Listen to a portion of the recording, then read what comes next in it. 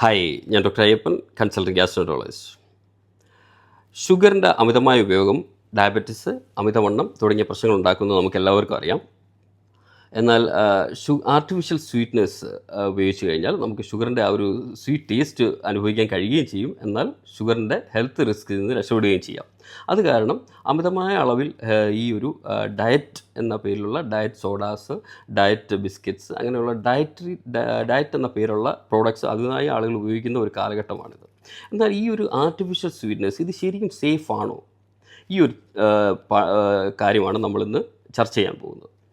ഈ അടുത്ത കാലത്ത് ഓസ്ട്രേലിയയിൽ നിന്നുള്ള ഒരു പഠനം, ഈ ഒരു പഠനത്തിൽ ഒരു 30,000-ലധികം ആളുകളെ 14 വർഷത്തോളം ഫോളോ അപ്പ് ചെയ്ത പഠനത്തിൽ കണ്ടത് ആർട്ടിഫിഷ്യൽ സ്വീറ്റ്നസ് അമിതമായി ഉപയോഗിക്കുന്ന ആളുകളിൽ ഷുഗർ വരാനുള്ള സാധ്യത, ഡയബറ്റിസ് വരാനുള്ള സാധ്യത 38%-ലധികമാണെന്നാണ്.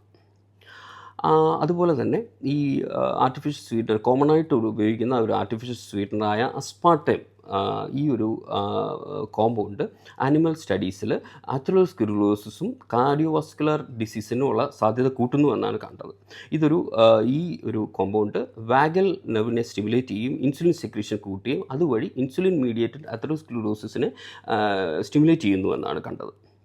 അതുപോലെ തന്നെ ഈ ഒരു ആർട്ടിഫിഷ്യൽ സ്വീറ്റ്നസ് നമ്മുടെ കുടലിലുള്ള ബെനിഫിഷ്യൽ ബാക്ടീരിയയുടെ അളവിനെ കുറയ്ക്കുന്നതായിട്ട് പല പഠനങ്ങളും കണ്ടിട്ടുണ്ട്. ഇത് മറ്റു പല ഹെൽത്ത് റിസ്ക്സിലേക്കും നയിക്കുന്നു. ആർട്ടിഫിഷ്യൽ സ്വീറ്റ്നസ് നമ്മുടെ ബ്രെയിനിൻ്റെ റെഗുലേറ്ററി സെൻറ്റേഴ്സിനെ കൺഫ്യൂസ് ചെയ്യിക്കുന്നു. അതായത് നമുക്കൊരു സ്വീറ്റ് ടേസ്റ്റ് വരുമ്പോൾ ബ്രെയിൻ ഒരു metabolic signals of sugar surge പ്രതീക്ഷിക്കുകയും എന്നാൽ അത് ഉണ്ടാകാതിരിക്കുമ്പോൾ റെഗുലേറ്ററി സെൻറ്റേഴ്സ് കൺഫ്യൂസ് ചെയ്യും. ഇത് പല മാൽ അഡാപ്റ്റീവ് ഈറ്റിംഗ് പാറ്റേൺസിലേക്ക് നയിക്കുകയും ഒരു പാരഡോക്സിക്കൽ വെയ്റ്റ് ഗെയിനിലേക്ക് നയിക്കാൻ സാധ്യതയുണ്ടെന്നാണ് പല പഠനങ്ങളിലും കണ്ടിട്ടുള്ളത്.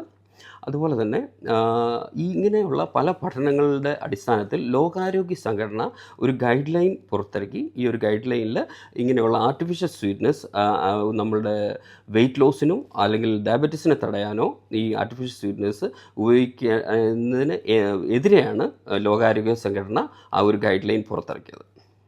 അപ്പോൾ ഇങ്ങനെയുള്ള ഒരു എമർജിംഗ് ആയിട്ടുള്ള പുതിയ പഠനങ്ങളുടെ അടിസ്ഥാനത്തിൽ നമ്മൾ ഈ ആർട്ടിഫിഷ്യൽ സ്വീറ്റ്നസിൻ്റെ ഉപയോഗം നിയന്ത്രിക്കണം. മിതമായ അളവിൽ മാത്രമേ അതിൻ്റെ ഉപയോഗം പാടുള്ളൂ. അതൊരു പൂർണ്ണമായി സേഫ് ആണെന്നുള്ള ഒരു തെറ്റിദ്ധാരണയിൽ നമ്മളത് അമിതമായി ഉപയോഗിച്ചാൽ മറ്റ് പല ഹെൽത്ത് റിസ്കിലേക്ക് അത് നയിക്കാനുള്ള സാധ്യതയുണ്ട്.